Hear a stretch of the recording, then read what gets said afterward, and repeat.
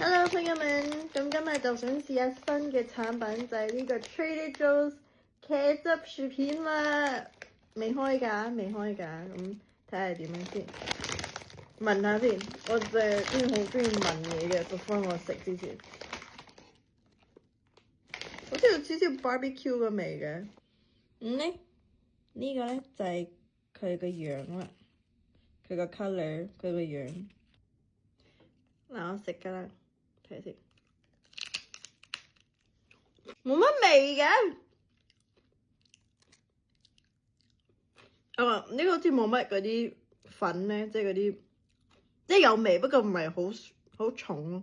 我以為佢會即係好多個茄汁味。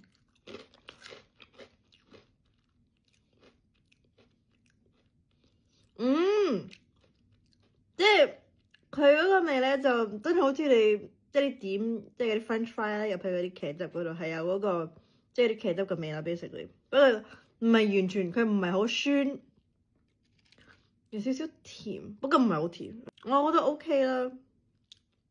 即係如果你中意食即係茄汁 flavour 啲嘢咧，我中意茄汁，但呢個茄汁個味唔夠重，我希望佢重啲。個 flavour profile 就希望係 a burst of 甜嘅番茄同埋 tangy vinegar notes in every bite。